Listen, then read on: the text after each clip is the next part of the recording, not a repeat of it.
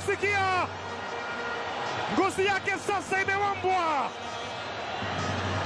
Simba mweusi Jonathan Soa anaandika bao la 3 kwa Simba, lakini bao la kwanza kwake yeye.